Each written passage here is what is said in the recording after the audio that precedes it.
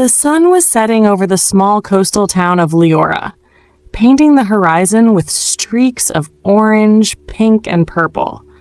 The waves lapped gently against the shore, and seagulls floated lazily above. To most people, it was the perfect evening to unwind.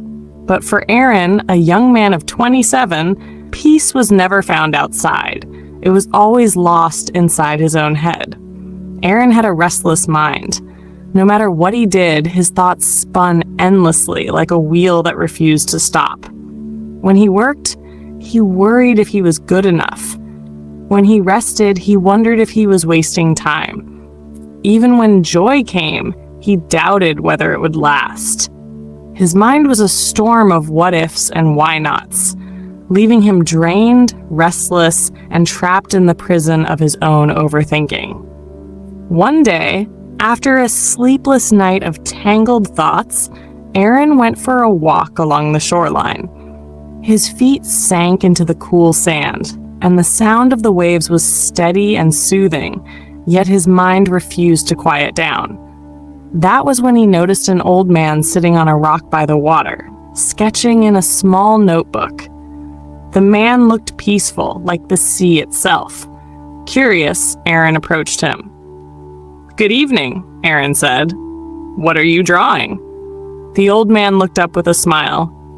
"The sea, though not with my eyes, only with what I feel inside." Arin frowned. "With what you feel?" "Yes," the man chuckled. "If I draw only what I see, I capture nothing but shapes. But if I draw what I feel, I capture the silence, the movement, and the freedom the sea gives me." Arin hesitated, then confessed, "I can't feel that freedom. My head is too noisy. I'm always thinking, worrying, doubting. I can't stop it." The man studied him with calm, knowing eyes. "Ah, you are carrying too much water in your jar." Arin blinked. "Water? Jar?" The man set his notebook aside. "Imagine your mind is a jar. Every worry, doubt, or thought you keep pouring in fills it up. Soon it's overflowing, heavy, impossible to carry. But here's the truth. Most of that water is useless. You must learn to empty your jar, to pour away what doesn't serve you." Arin sat down beside him. "And how do I do that?" The man pointed to the sea. "The ocean is vast, but it never tries to hold on to each wave. A wave rises, and the sea lets it fall. That is how you must treat your thoughts. Let them rise and let them fall. Do not chase them. Do not hold them." Arin closed his eyes, trying to follow the advice. A thought came. "I'll never be able to stop overthinking." His chest tightened, but then he remembered the man's words. A wave rises, a wave falls. He imagined the thought like a small wave returning to the ocean. Then another thought came. What if I fail in my career? Again, he pictured it dissolving into the water. Slowly, his breathing steadied. The man smiled at Arin's effort. You see, emptying your mind is not about erasing thoughts. It's about not giving them the power to drown you. You must become the observer, the prisoner. But what if the thoughts come back?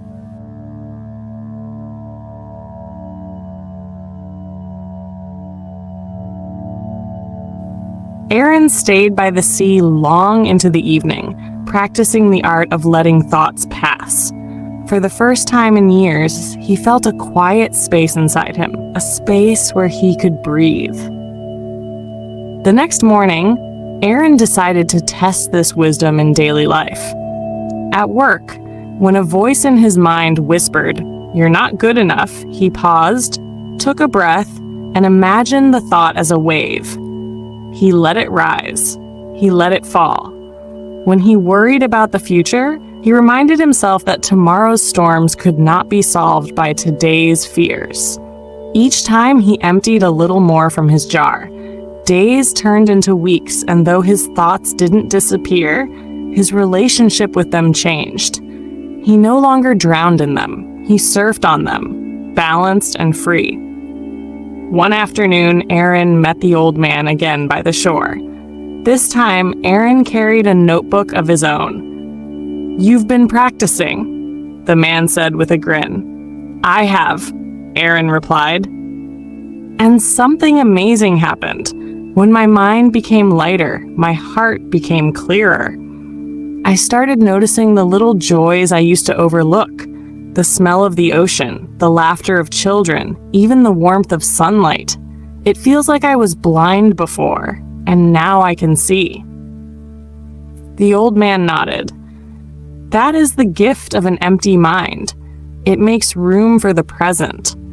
Overthinking steals life from you because it ties you to what hasn't happened or what has already passed.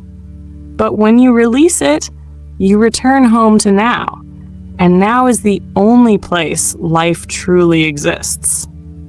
Arin thought about the people he knew who lived in constant worry, just as he once did. He realized he wanted to share this lesson with them, to help others find the same freedom he had found. The old man stood and gathered his things. Remember, peace is not about controlling your thoughts. It's about learning not to be controlled by them. Empty your jar each day, and you will never again be burdened by its weight. Arin bowed deeply, gratitude filling his heart. "Thank you. You've changed my life." The man simply smiled. "No, my friend. You changed your own life. I only pointed to the ocean." From that day on, Arin carried the ocean's wisdom within him. Whenever his mind grew heavy, he paused, breathed, and emptied his jar. Over time, his creativity flourished, his relationships deepened, and his heart grew calm. He no longer sought freedom outside himself, he discovered it within. And so the lesson of the sea became the guiding truth of his life. Empty your mind. Stop overthinking. Let thoughts rise and fall like waves. For when the jar is light, the journey is joyful.